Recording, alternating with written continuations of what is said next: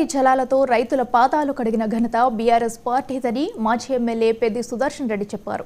నర్సంపేట పట్టణంలోని BRS party కార్యాలయంలో Sudarshan media సమావేశం ఏర్పాటు చేశారు. కాంగ్రెస్ అధికారంలోకి వచ్చాక నియోజకవర్గానికి నీరు వస్తుందో రాదో అన్న ఆలోచనలో రైతులు ఉన్నారన్నారు. రైతులకు న్యాయం చేయాలని సుదర్శన్ కోరారు.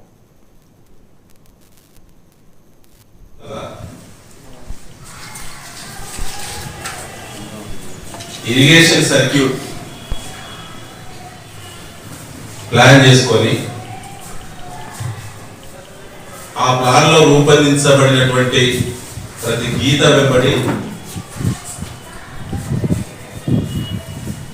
గోదావరి జలాలను తీసుకొచ్చి రైతుల పాదాలు కడిగి 2 పంటలు పండించి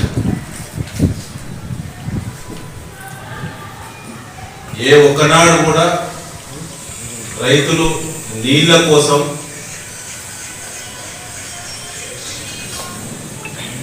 ఆరాధించినటువంటి సందర్భం లేదు.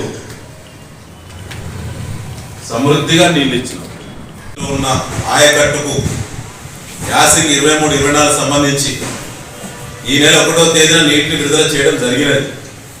ఇట్టి నీటిని ఆర్తడి పంటల కోసం మాత్రమే వారబంది పద్ధతిలో వాడుకోవాలి తప్ప ఇది కూడా మార్చి చివరి వారం వరకే ఇవ్వడం జరుగుతుంది.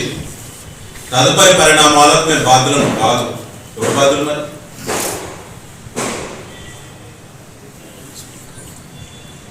కాబట్టి దీన్ని లోయర్ మేనేజ్ డ్యామ్ మరియు ఇతర రిజర్వాయర్లో తగినంత నీటి లభ్యత లేదు కాబట్టి మేము నీళ్ళు ఇవ్వలేకపోతున్నాం.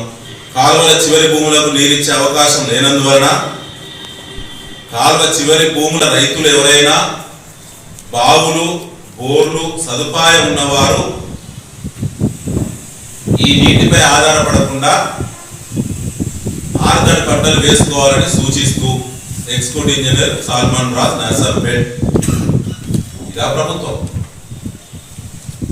అంటే ఎవరి చేతులు వాళ్ళని ఎత్తిమే పెట్టడే కదా. బోర్లు బావులు ఉన్న వాళ్ళు ఈ నీళ్ల పైన ఆధారపడద్దంటే దాని అర్థం ఏంటి?